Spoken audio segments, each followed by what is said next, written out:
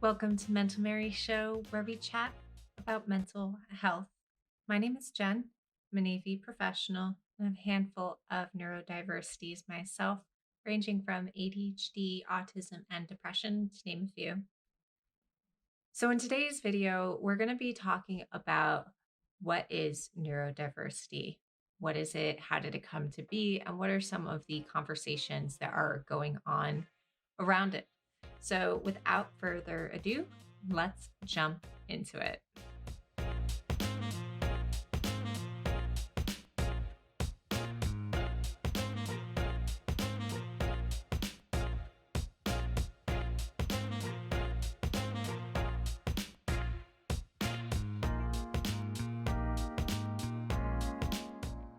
I would love to hear some of your comments, questions. Put them down in the comments below.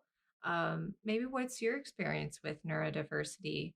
Whether you're someone who falls into that category, or maybe you're a manager leading a team and maybe someone on your team is neurodiverse.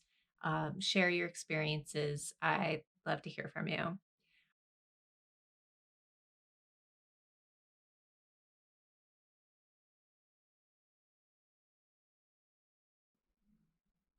Neurodiversity refers to the different ways that we think and interact due to the varied ways that our brains are wired. Now, said wiring could affect our social interactions, ways of learning, uh, attention, mood, other mental functions like memory, executive functioning, for example. Some interpret the movement as there are those who are neurotypical, and those would be the normal ones, and those who are neurodivergent or neurodiverse. And they would be the folks who are like me, and they may have autism, ADHD, mood disorders like anxiety, depression, bipolar. Um, they may have PTSD or learning disabilities like dyslexia, dyscalculia, dysgraphia. Um, and someone who falls into the neurodivergent category may have one of these conditions or they may have multiple. It is very common for someone who is neurodiverse to have co-occurring conditions. A co wow, I can speak. A co-occurring condition refers to, so say you have an autism diagnosis. It is common that you will have another condition along with autism. So for in my case, I have autism, but I also have ADHD, Tourette syndrome, and um, some learning disabilities. In my case, dyscalculia, um, which is most people are familiar with dyslexia. Dyscalculia is kind of like dyslexia, but with numbers. So anything more than three, four numbers, I'm just going to mix it up in my head, which is why I always write things down. I double check my math, things like that. Um, Not everyone will have the same co-occurring conditions, um, but it is very, very common to have some sort of mixture, maybe one or two. Just to give you an example, because this is something that you may see as well, someone who is neurodivergent may not necessarily have a neurodevelopmental disorder like ADHD or autism, OCD, Tourette syndrome. Um, if we're looking at just mood disorders or mental illness, conditions that are very, very common co occurring would be something like depression and anxiety. Because they are two different conditions, they are commonly seen uh, co occurring together. So, So that's one perspective. There's the perspective that there's the neurodivergent and the neurotypical.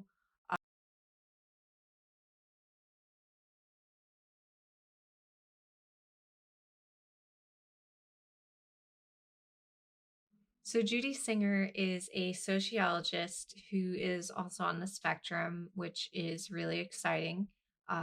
Just because, as a social scientist, being on the spectrum, knowing that there are other social scientists who are also on the spectrum, and even more so in the field of sociology, um, is super exciting to me. I can't imagine it's as exciting for you guys, but I had to geek out. So I'm going to read some quotes that she has on her website that really just articulate in the most beautiful way uh, why she advocates for neurodiversity as opposed to referring to these conditions as disabilities. In a big picture, it's their disabilities, and then there are just those who are differently abled. Um, that's another way that you might think of looking at this.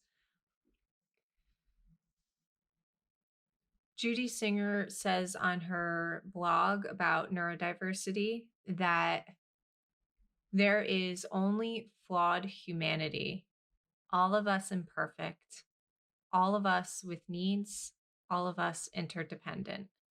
She then goes on to say about the term neurodiversity that it, quote, just gives us a rallying cry in the jargon of our age to mobilize for what humans have strived towards throughout the ages: fairness, justice, and a fair share of the riches of the world around them.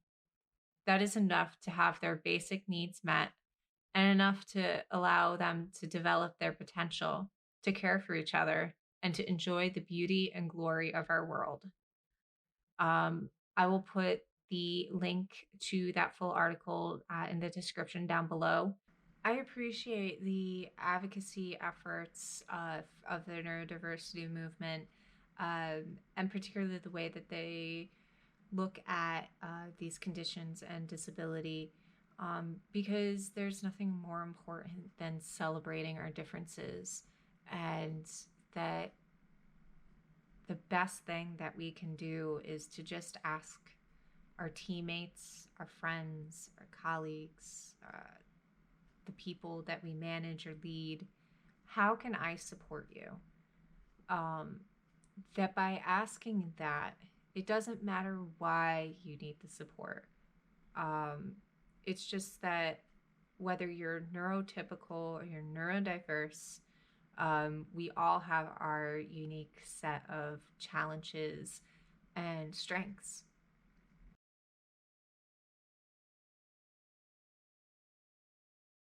I'll share a story with you before we go, um, that just kind of will give an example of how I felt disabled, eh, with my autism and my ADHD. I have a great anxiety of talking on the phone. I hate it with a fiery passion. I can do it. I make sales calls all the time. Doesn't mean I enjoy it. Um, I actually I don't even like calling in orders for if I'm ordering food. I will pay more to order online and through an app. Um, and it is nothing to do with not wanting to engage with people and support support someone, um, to have that job to take the order. But it's that there's so much anxiety of a phone. I can't see the person, so I'm challenged reading social cues and um, turn taking. So, turn taking referring to whose turn is it to speak when you're having a conversation. when it's safe to interject into a conversation. All of these are social cues.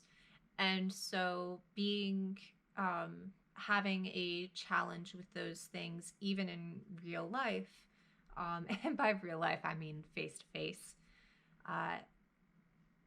even in doing a video call is easier for me because I can use those other cues that I've learned over time. Um, Again, challenges that someone that's neurotypical may not have.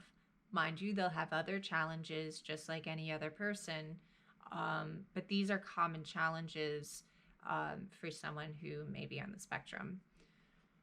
And so the only time I've ever really felt disabled has been my journey with learning how to be effective and speaking on the phone, whether it's friends, colleagues, what have you. Um, but a lot of what makes someone disabled or not when it comes to neurodiversity is there's varying level of support needs, um, but there's also a matter of the environment that you're in. And when you have a team and a company that is really embracing neurodiverse talent, that makes the company stronger as a whole, because it really puts you on your toes to think a little bit differently, think out of the box, question, is there another way to do what we're doing, and give flexibility for, there are many different ways to get a job done. And when you have someone neurodiverse on your team, it really helps you excel those different ways of thinking, being if you let them um, be free and work the way that they need to work. So with that being said, I will close this out, but thank you so much for watching, and please be sure to like and subscribe, and please remember, be kind, be strong, and remember that you are not alone.